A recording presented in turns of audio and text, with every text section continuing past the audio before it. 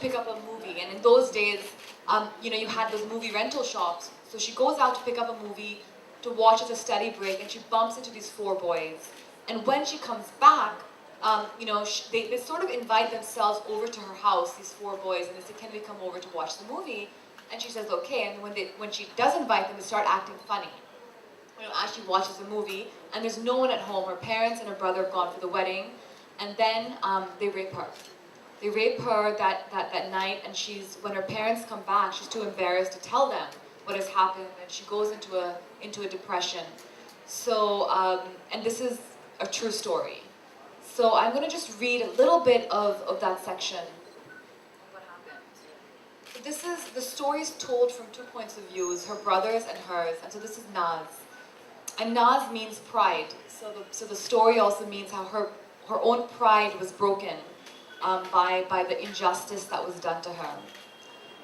For days I was numb, unfeeling. I felt as if I was stuck in a nightmare that I hoped would end very soon. But it was unending, and the more I moped, the more I kept to myself, the deeper I sank into depression. I didn't want to tell anyone or talk to anyone. I only wanted to be by myself, alone, because a part of me kept on saying that the nightmare would end soon. But it didn't. It just got darker and darker, till one day, even though I'd said that I would not, I told AB everything. AB is her brother.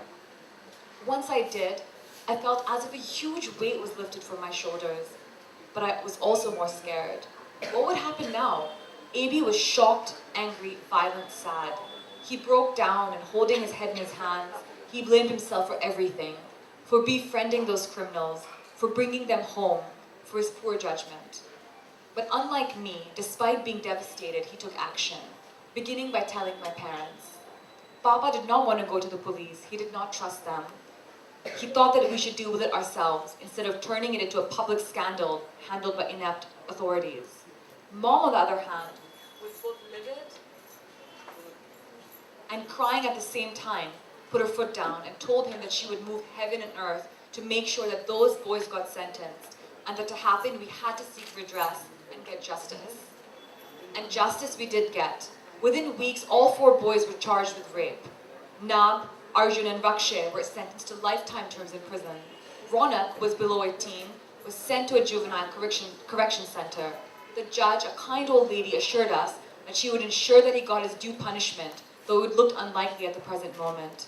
In one way, I was satisfied with the outcome of the trial, but in another, I knew that it didn't really matter because something fundamental within me had been destroyed. And no one, no lawyer, no judge, no arm of justice could ever restore that. Also in this story are little elements of the Nirbhaya rape case, and that's why I had one character who was sentenced to a juvenile facility. So several of the stories are a little disturbing, but they're important stories to read, and they are educational, and they're quite gripping. I'm not saying that these are really dark and you're going to get depressed if you read them. Don't think that.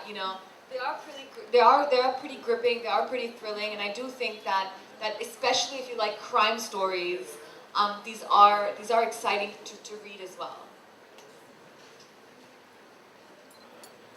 Interesting. So you've given the best part of it. Yeah, I'll basically give the essence of the forward rather than reading it word for word. No. But the purpose of this book is not to scare you. It's a little scary, but that's because the stories are. But all human beings have a need to socialize. We are social animals. Some animals are not social, but we are. So we have